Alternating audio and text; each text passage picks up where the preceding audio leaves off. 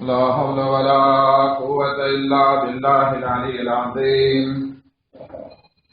أعوذ بالله من الشيطان اللعين الرجيم. بسم الله الرحمن الرحيم. الحمد لله رب العالمين. الصلاة والسلام على سيدنا ونبينا وحبيب قلوبنا وطبيب نفوسنا وشفيع ذنوبنا جد الحسن والحسين أبي القاسم محمد. اللهم صل على محمد وأهل بيته الطيبين الطاهرين المعصومين المظلومين ولعنة الله على أعدائهم أجمعين. أما بعد، قال الله تبارك وتعالى: بسم الله الرحمن الرحيم. ياسين والقرآن الحكيم إنك لمن المرسلين على صراط مستقيم تنزيل العزيز الرحيم لتنذر قوما ما أنذر آباؤهم فهم غافلون. اللهم صل على محمد وآل محمد. આપણે સૂરા યાસીનની ઉપર વાત કરતા હતા, પરંતુ એ બહેસમાં જવા પહેલા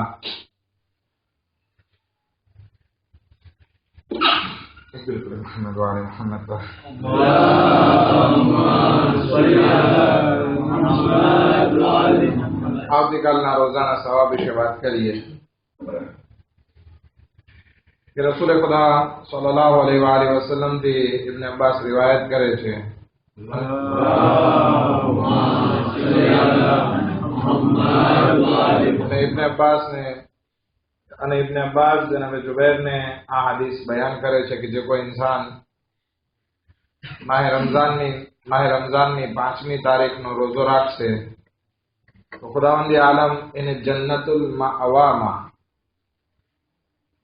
1000 શહેર અતા કરશે.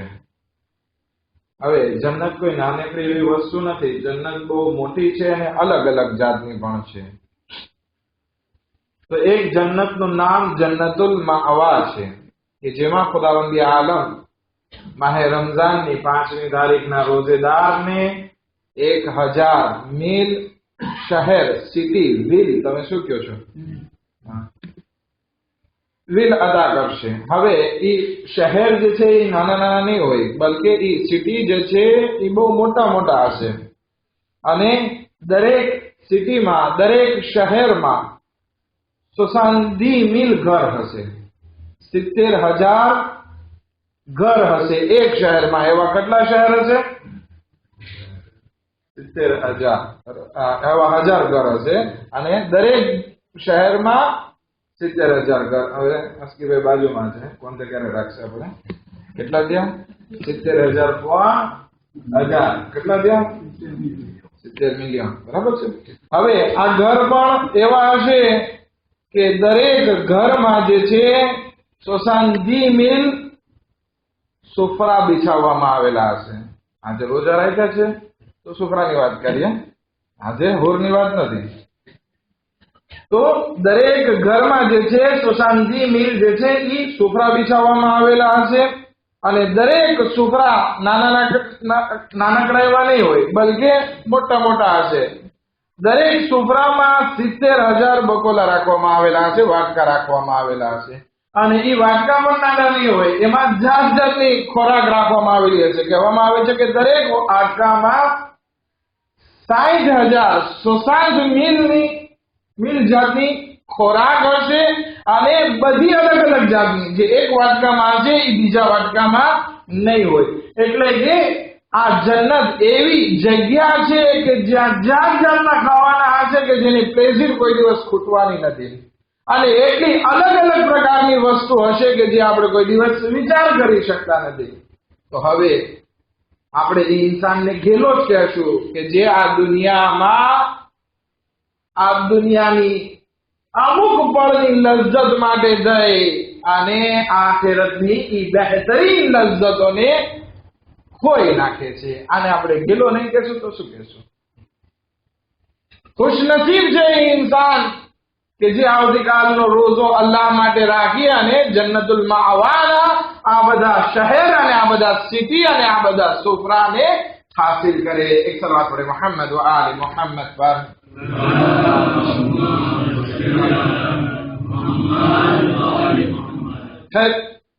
આપણે વાત કરતા હતા લિતુનઝિરા કૌમમ મા ઉનઝિરા આબાઉહુમ ફહુમ ગાફિલૂન. સૂરા યાસીનની આ આયત ઉપર કે ખુદાવંદ આલમે એક પ્રોગ્રામ આપણા માટે રાખ્યો કે જે પ્રોગ્રામનું નામ કુરાન મજીદ છે. મિનિસ્ટર તરીકે રસૂલ ખુદા સલ્લલ્લાહુ અલૈહિ વસલ્લમને નિયુક્ત કર્યા કે એ આવી અને આપણી લીડરશિપને સંભાળે. પછી જે વાત હતી કે મેથોડ, રસૂલ ખુદાની મેથોડ શું હોય? બધાની સાથે લડાઈ કરે, કતલ કરે, અથવા તો બધાને પૈસા આપીને ખરીદે? શું મેથોડ હોય? તો કે ના, સિરાતે મુસ્તકીમ. સિરાતે મુસ્તકીમની મેથોડ કે અલ્લાહની ઇબાદતથી આપણે આ કુરાનની પ્રોગ્રામિંગ તરફ આગળ વધવાનું છે. મેથોડ રસૂલ ખુદાની ઈ છે કે તમે શિર્ક ના કરો, મા બાપની સામે ના જાઓ, ઝિના ના કરો, કત્લ ના કરો, આપસમાં સુમેળ રાખો, યતીમનો માલ ના ખાઓ. આ એક રસૂલ ખુદાની મેથોડ છે. હવે હદફ શું છે? ધ્યેય શું છે? હેતુ શું છે? તો કે તમે અલ્લાહના અઝાબથી ડરો. રસૂલ ખુદાના આવવાનો મકસદ ઈ છે કે રસૂલ ખુદા આવી અને લોકોને ડરાવે. જો કે અમુક જગ્યાએ બશારતની વાત પણ છે કે લોકોને ખુશખબરી આપે, પણ ખુશખબરીની વાત કરતા ડરાવવાની વાત વધારે છે. હવે ડરાવવાની જરૂર શું કામ છે? હવે અહીંયાથી બહેસ ચાલુ થાય. રસૂલ ખુદાને શું જરૂર પડે છે કે એ આવીને આપણને ડરાવે કે ધ્યાન રાખજો ભાઈ, અઝાબ છે. ઉકળતા તેલમાં તમારા ભજીયા બનાવવામાં આવશે, દાખલા તરીકે આપણી શબ્દોમાં. એટલો અઝાબ હશે કે જેની કોઈ સીમા નહીં. તો આ બધી વસ્તુ શા માટે ડરાવે છે?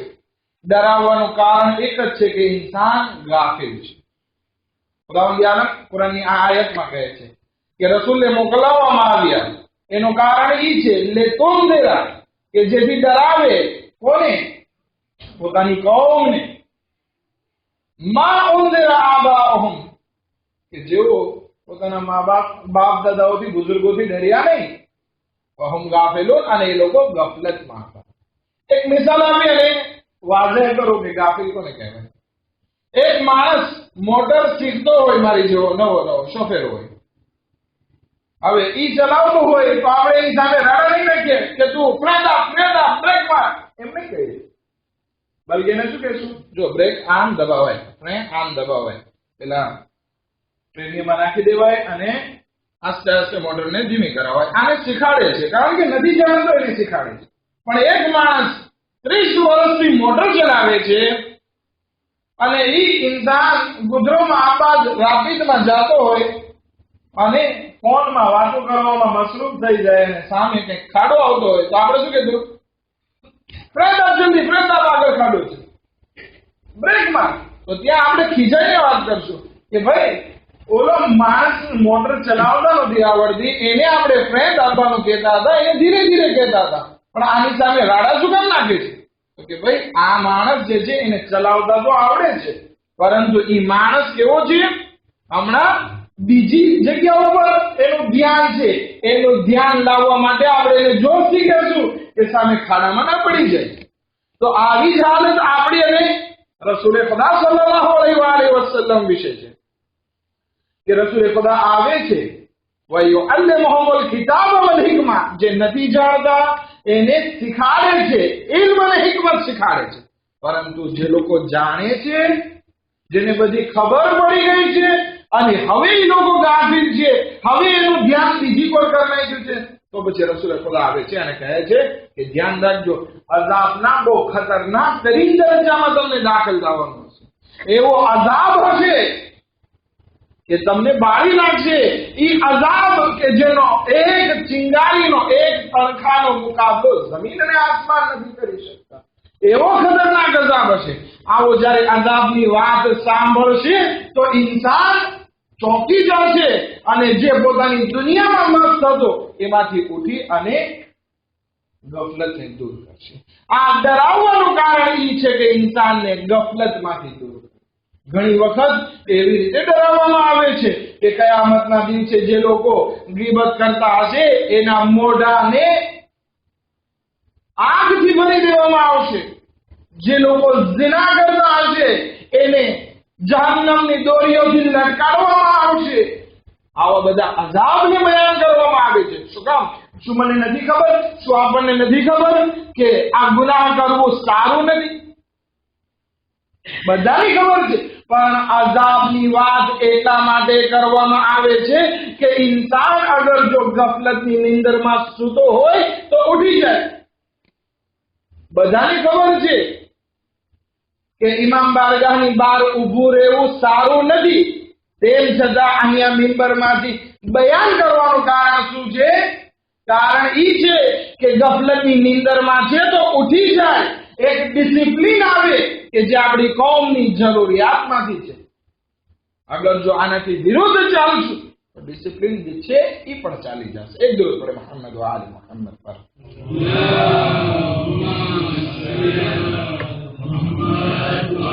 ગફલત પણ બે જાતની છે. એક ગફલત ને લાંબી ગફલત કહેશું આપણે કે જે ગફલત જવાની નથી. એ ગફલત ક્યારે દૂર થશે? જે લાંબી લોંગ ડ્યુરેની છે.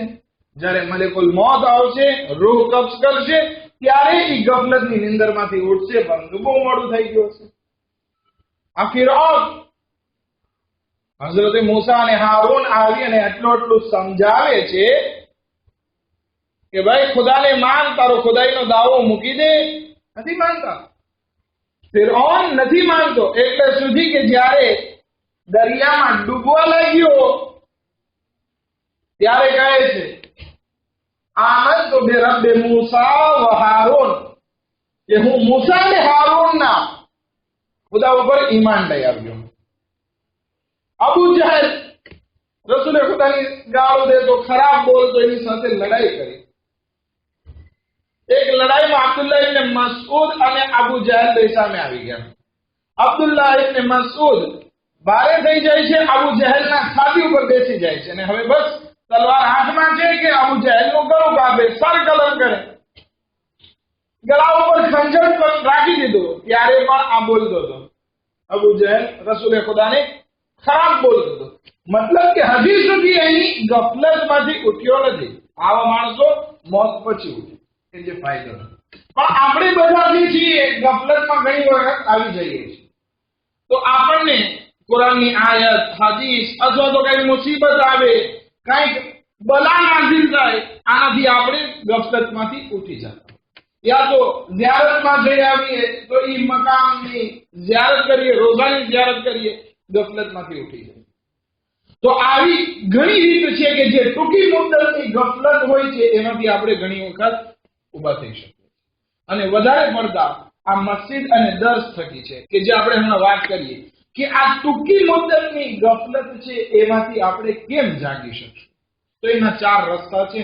હું જલ્દી બયાન કરું. મને ખબર છે કે તમે પણ રોઝા રાખેલા હોય અને ભૂખ્યા હોય ત્યારે વધારે વસ્તુ મગજમાં દાખલ ના થાય. ઇન્શાઅલ્લાહ આવતીકાલે આપણે સરખી રીતે આગળ વાત કરશું.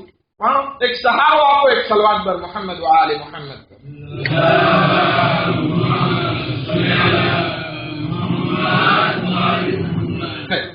તો હવે આપણે ઘણી વખત ગફલતમાં આવી જઈએ છીએ. ઘણી વખત આળસ આવે છે. આળસ પણ ગફલતના હિસાબે આવે છે.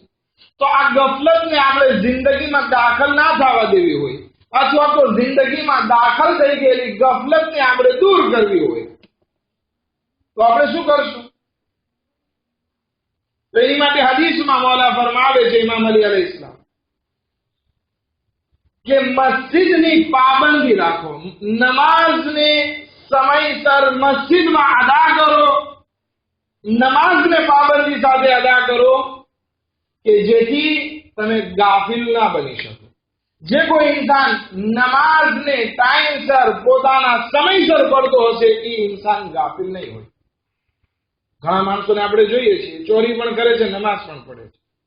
આવા વાક્યાઓ આપણા અહેલે બેત અલૈહિસ્સલામની સામે આવેલા, આવીને કહે છે કે આ માણસ જે છે નમાઝ પણ પડે છે અને ચોરી પણ કરે છે, તો કે એક વખત એવો આવશે કે એ ચોરી મૂકી દેશે પણ નમાઝ એની ચાલુ રહેશે. તો આ નમાઝનો ફાયદો એ છે કે જે આપણે બીજા ગુનાહમાં મુબ્તલા હોઈએ છીએ, આ નમાઝની બરકતથી એ છૂટી જશે. શું કામ? એની ગેરંટી ખુદાવંદ આલમ કુરાનમાં કહે છે, અસ્સલાતુ તન્હા અનિલ ફહશાઈ વલ મુનકર, કે આ નમાઝ જે છે ઇન્સાનને બુરાઈ અને ગુનાહથી રોકે છે. હવે આપણે એવા માણસોને આપણે આપણા મગજમાં ઇમેજિને કરીએ, ભલે આપણા સમાજના હોય, કઈ મોટા મિનિસ્ટરના દીકરા નથી કે એ આપણને દબાવીને આપણે અહીંયા એનું બોલવાનું બંધ કરી નાખે. એમ વિચાર કરીએ કોઈ દિવસ નમાઝમાં નથી આવતા, શું આવા માણસો કોઈ દિવસ ગફલતમાંથી ઉઠી શકશે? કે જ્યારે કે એ પોતાનો એક મેઇન દરવાજો બંધ કરી નાખ્યો છે નમાઝનો, કોઈ દિવસ નમાઝમાં ના દેખાય, મજલિસમાં ના દેખાય. હવે એ લોકો ચાહે કે પોતે ગફલતમાંથી ઉઠી શકે? હરગીઝ આવા લોકો ગફલતમાંથી નહીં ઉઠી શકે. ખુશનસીબ છે એ ઇન્સાન કે જે નમાઝના પાબંદ છે, નમાઝને સમયસર પડે છે. આવા લોકો ઈ છે કે જે ગફલતમાંથી ઉઠી જશે. એની ગફલત હશે તો એ દૂર થઈ જશે. ઇમામે અલી ઇબ્ન અબી તાલિબ અલૈહિસ્સલાતુ વસ્સલામ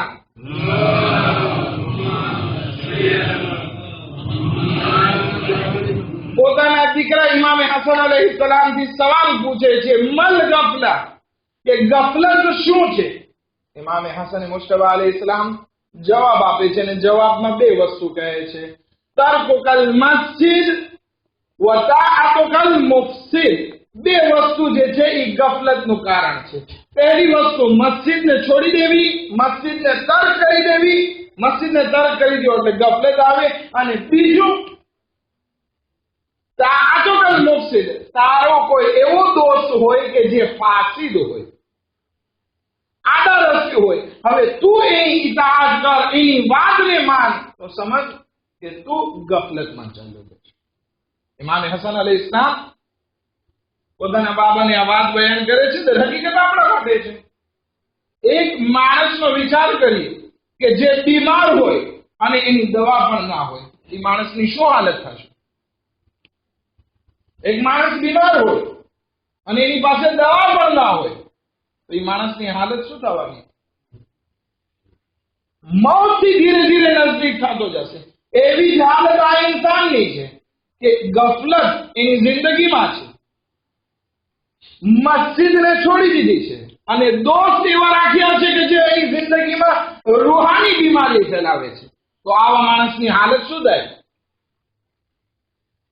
શું થાય?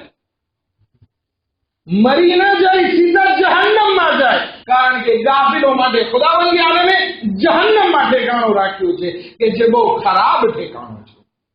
બીજી વસ્તુ ગફલતથી ઉઠવું છે, તો આ બીજી વસ્તુ ઇમામ અલી અલૈહિસ્સલામ ફરમાવે છે, ઇન્ન મન અરફ અલ અય્યામ લમ યગફલ અનિલ ઇસ્તિઅદાદ. કે જે કોઈ ઇન્સાન, પેલી વસ્તુ શું થાય કે મસ્જિદ અને નમાઝની પાબંદી, આ વસ્તુ ઇન્સાનની જિંદગીમાંથી ગફલતને દૂર કરે. બીજી વસ્તુ, જે ઇન્સાન પોતાના સમાજ અને માહોલને ઓળખતો હોય, એ ઇન્સાન કોઈ દિવસ ગાફિલ નહીં થાય. શેનાથી ગાફિલ નહીં થાય? આખિરત માટે તૈયારી કરવાથી ગાફિલ નહીં થાય. એક માણસ સમાજને ઓળખે છે કે ભાઈ મને ગુમરાહ કરવા વાળી વસ્તુ કઈ કઈ છે. હવે ઘણા માણસને ખબર ના હોય કે પોતાને ગુમરાહ કરનારી વસ્તુ કઈ છે. હા, આ તો બહુ સારી વસ્તુ છે ને, મ્યુઝિક તો બહુ સારું છે, પણ એને ખબર જ ના હોય કે આ મ્યુઝિક જે તું સાંભળે છે એ તને ગુમરાહ કરવા વાળું છે. કે ફેસબુક તો બહુ સારું છે, ફેસબુક કે જે તને ગુમરાહ કરવા વાળું છે એની તને ખબર ના હોય તો પછી કઈ ફાયદો નથી. હવે એક માણસનો આપણે વિચાર કરીએ કે જે બધી રીતે જાણે છે કે કઈ કઈ ફિલ્મ મને ગુમરાહ કરી શકે, ક્યારે કયું ફેસબુક મને ગુમરાહ કરી શકે, ક્યારે કયું યુટ્યુબ મને ગુમરાહ કરી શકે, કઈ સાઇટ મને ગુમરાહ કરી શકે, જે પોતાના જમાનાની ગુમરાહીને ઓળખતો હોય, નેકીના રસ્તા અને બુરાઈના રસ્તાને ઓળખી લે, તો એ ઇન્સાન આખિરતથી કોઈ દિવસ, આખિરતની તૈયારીથી કોઈ દિવસ ગાફિલ નહીં થાય. ત્રીજી વસ્તુ કે જે ઇન્સાનને ગફલતથી બચાવી શકે છે. ઇમામ અલી અલૈહિસ્સલામ જ ફરમાવે છે કે ઝાદુલ ગફલા બિલ યaqظah, કે તમે ગફલતમાંથી ઉઠી જાઓ જાગૃતિ થકી. તમે નિંદરમાં પડ્યા ના રહો કે હા ભાઈ થઈ રહેશે બધી વસ્તુ. આપણે એમ કહેશું કે ભાઈ ખુદા છે, હિસાબ કિતાબ થઈ રહેશે. ના, થઈ રહેશે એ ગફલત છે. આ થઈ રહેશે એ મંજિલમાંથી અગર જો બહાર આવી ગયા તો સમજીએ કે આપણે ગફલતમાંથી ઉઠી ગયા. પણ અગર જો થઈ રહેશે અને હવે ત્યાં કોણ જોવા ગયું છે, આ બધી વસ્તુ નિંદર છે. પણ અગર જો તૈયારીમાં અને ફોર્સ લઈ લીધો આપણે તો પછી એ નિંદર ઉઠી જશે. આ બધી ગફલત ને બધી વસ્તુ રૂહાની બીમારી છે. રૂહાની બીમારીમાંથી આપણે નીકળવું પડશે ને. તો કેવી રીતે નીકળશું? અગર એક ઇન્સાન કંજૂસ છે, એને કંજૂસીની બીમારી કાઢવી હોય તો શું કરવું પડશે? શું કરવું પડશે? સખાવત કરવી પડશે. એક ઇન્સાન બહુ નેર્વે અબ્લોક છે, એને પોતાનો ગંદબ અને ગુસ્સાને કાઢવો હોય તો શું કરવું પડશે? નરમાશથી બોલતા શીખવું પડશે. બધા સાથે દોસ્તી કરવી પડશે. એવી જ રીતે અગર એક ઇન્સાન ગફલતમાં છે તો એને ગફલતની નિંદરમાંથી ઉઠવું છે તો શું કરવું પડશે? એને આંખો ખુલ્લી રાખવી પડશે. ધ્યાન દેવું પડશે કે મારી કઈ વસ્તુ મારી પ્રોબ્લેમનું કારણ બને છે. હારૂન રશીદ ઇમામ મૂસા કાઝિમ અલૈહિસ્સલામને પૂછે છે કે મૌલા મને નસીહત કરો. ઇમામ કાઝિમ અલૈહિસ્સલામ કહે છે કે નસીહતની જરૂર નથી, તારી આંખો ખોલ, બધી જગ્યાએ નસીહત દેખાશે. તો એક માણસ બે નમાઝીને જોતું તો એ દેખાશે કે જો આ નમાઝ ના પડી અને જહન્નમમાં જવાનો ઈરાદો કરે, મારે તો જહન્નમમાં નથી જવું, તો આ એક તારા માટે નસીહત દેખી તો આવો નમાઝ. એક ઇન્સાન ફેસબુકમાં ગફલતમાં સૂતો છે, મસ્જિદમાં પણ ફેસબુક કરે છે, છોકરીઓ સાથે વાત કરે છે, તો મારા માટે આ નસીહત છે કે ભાઈ ઈ કરે છે, ખરાબ કામ કરે છે, લોકો એની સામે બુરી નજરથી જોવે છે, હવે મારે નથી કરવા, હું મૂકી દઉં. લુકમાને હકીમથી સવાલ કરવામાં આવ્યો કે તમે અદબ અને અખલાકને ક્યાંથી શીખ્યા? તો પોતે બયાન કરે છે કે મેં અખલાકને બદ અખલાક માણસથી શીખ્યા. એવી રીતે તો કે જે કાંઈ ઈ માણસ બદ અખલાકી કરતો હતો, મને બદ અખલાકી લાગી એટલે મેં મૂકી દીધી અને હું એ અંજામ નહોતો આપતો, એટલે હું થઈ ગયો બા અખલાક. અને ક્યાંથી શીખ્યો? બદ અખલાક માણસ. તો ઇન્સાન અગર જો પોતાની જિંદગીમાં એક જાગૃતિ લઈ આવે તો ગફલત ઓટોમેટિકમાં દૂર થઈ જશે. અને આખરી વસ્તુ જહેમત તમામ અલ્લાહનો જિક્ર કરવાથી આ ગફલત દૂર થાય છે. ઇન્સાન ગફલતમાં ક્યારે આવે છે? નિંદરમાં ક્યારે જાય છે? જ્યારે અલ્લાહના જિક્રને મૂકી દે છે. પણ જ્યારે ઇન્સાન હંમેશા અલ્લાહના જિક્રમાં મસરૂફ હોય છે તો પછી શું અલ્લાહનો જિક્ર કરતા કરતા કોઈ નામહેરમ તરફ જોવાની હિંમત કરવાનો છે? એક ઇન્સાન હંમેશા અલ્લાહનો જિક્ર કરતો હોય તો શું એના મોઢામાં ગીબત આવવાની છે? એક ઇન્સાન અલ્લાહનો જિક્ર કરતો હોય તો શું ઈ અહીંયાથી બીજે કોઈ વાત લઈ અને ખોટી વાત બયાન કરવાનો છે? તહોમત લગાડવાનો છે? નથી લગાડવાનો. રસૂલે ખુદા સલ્લલ્લાહુ અલૈહિ વસલ્લમ શબે મેઅરાજ જ્યારે આસમાન ઉપર ગયા તો જન્નતની ઝિયારત કરી તો જન્નતમાં અમુક ફરિશ્તાઓને જોયા કે જે મોટા મોટા મહેલો બનાવવામાં મસરૂફ છે, કામ કરે છે. તે પોતાના નૂરથી જે છે એ મહેલો બનાવે છે, મોટા મોટા ઘર બનાવે છે. રસૂલે ખુદાને ગમ્યું આ કામ તો જોવા લાગ્યા. તો થોડી વાર થઈ તો ફરિશ્તા બધા ઉભા રહી ગયા. થોડી વાર થઈ તો વળી પાછું કામે લાગી ગયા, વળી પાછા ઉભા રહી ગયા. રસૂલે ખુદા જિબ્રાઈલને પૂછે છે કે આ શા માટે ફરિશ્તાઓ ઉભા રહી ગયા? તો કે આવો નજદીક જઈને પૂછીએ આપણે. તો કે ભાઈ ફરિશ્તાઓ તમે આ બહેતરીન ઘર બનાવતા હતા, આવા મોટા મોટા ઘર. ખબર છે ને જન્નતમાં મોમિનનું ઘર એટલું મોટું હશે કે આખી દુનિયાના માણસો એમાં સમાઈ શકે છે. આપણે તો રોજ વાત કરીએ છીએ ને સવાબની કે કેટલા મોટા મોટા ઘર, પણ આપણે અત્યારે આપણા ઘરમાં કે જે 2000 મીટર કાર્ય હોય તો પણ આપણી આખી જમાતને સંભાળવી હોય તો જરાક મહેનત પડી જાય. તો ત્યાં જન્નતમાં એવા મોટા મોટા ઘર હશે કે દુનિયાના તમામ માણસો પર સમાઈ જાય. તો પણ વાંધો ના આવે એવા ઘર. તો એવા ઘર બનાવવામાં ફરિશ્તા મસરૂફ હતા, ઉભા રહી જતા હતા. પૂછે છે કેમ ઉભા રહી જાઓ? આપણે ત્યાં કોઈ માણસો કામ કરતા હોય મકાનમાં અને આમ નામ બેઠા રહે, આપણે એમ કહેશું કે ભાઈ તમે પગાર તો પૂરો લ્યો છો, દિવસની દાડી તો પૂરી લ્યો છો, કેમ આમ બેઠા છો? યા તો બે જવાબ આપશે, અમે હમણાં થોડીક વાર થાકી ગયા છીએ, અમારે રેપો લઈને કામ કરીએ. બીજું એનો જવાબ કે જેના ઉપર આપણી બોલતી બંધ થઈ જાય. શું જવાબ આપે? કે ભાઈ સામાન નથી તો હું મકાન કેમ બનાવું? બ્રિક નથી, સીમા નથી, ધૂળ નથી, આ નથી, તે નથી તો હું મકાન બનાવું કેમ? હવે ત્યાં આપણે કઈ બોલી શકવાના છે? બરાબર છે, સામાન નથી તો બનાવે શું? ફરિશ્તાઓ પણ રસૂલે ખુદા સલ્લલ્લાહુ અલૈહિ વસલ્લમ ને આવો જવાબ આપે છે, યા રસૂલલ્લાહ સામાન નથી તો ઘર કેવી રીતે બનાવીએ? અમારા પાસે સામાન આવે છે તો અમે ઘર બનાવીએ છીએ, સામાન આવતો બંધ થઈ જાય છે, અમે ઘર નથી બનાવતા. રસૂલે ખુદા પૂછે છે કે ભાઈ આ ઘર બનાવવા માટે સામાન શું ઉપયોગમાં લ્યો? તો ફરિશ્તાઓ કહે છે કે આ ઘર બનાવવા માટે જે સામાનની જરૂર છે ઈ છે તસ્બીહાત અરબા, અલ્લાહનો zikr, સુબહાનલ્લાહ વલહમદુલિલ્લાહ વલા ઇલાહા ઇલ્લલ્લાહ અલ્લાહુ અકબર.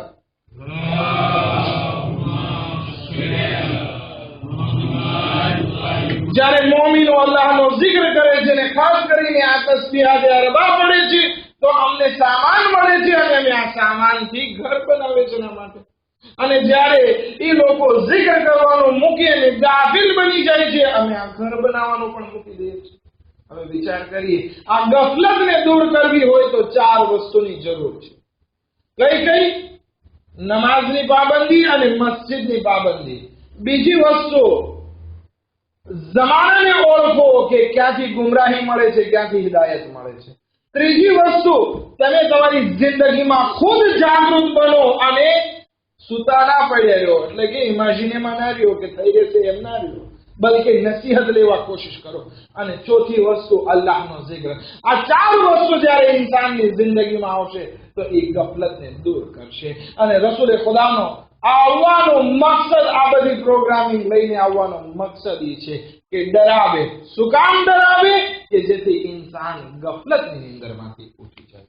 અલ્લાહની બારગાહમાં આપણે દુઆ કરીએ, પરવરદિગારા बेहक मोहम्मद व आले मोहम्मद हमारा गुनाह ने कबीरा सगीरा ने माफ फरमा, हमारी इबादत ने इताअत ने कबूल फरमा, हमारी मुश्किलातों ने आसान फरमा, हमारा रिज़्क़ में बरकत इनायत फरमा. खुदा बेहक मोहम्मद व आले मोहम्मद जो मोमिन ने मोमिनात परेशान हाल जो खुदा लोगों की परेशानियों ने दूर फरमा. खुदाया बेहक मोहम्मद व आले मोहम्मद हमने बुरा लोगों ना शर थी महफूज फरमा. खुदाया बेहक मोहम्मद व आले मोहम्मद हमने जिन्नात ने इंसान ना शर थी महफूज फरमा. खुदाया बेहक मोहम्मद व आले मोहम्मद हज़रत आयतुल्लाह सिस्तानी ने दीगर मराजियों में सेहत और सलामती साथ लंबी उम्र इनायत फरमा. खुदाया बेहक मोहम्मद व आले मोहम्मद दुश्मनान इस्लाम खुसूसन वहाबी तकफीरी सऊदी यहूदी ने निस्सनाबूद फरमा. खुदाया बेहक मोहम्मद व आले मोहम्मद इमाम ज़मान अलैहि इस्लाम ने ज़हूर में जल्दी जल्द आजिल फरमा. शुमार फरमा. रब्बना तक़ब्बल मिन्ना इन्नका अंतस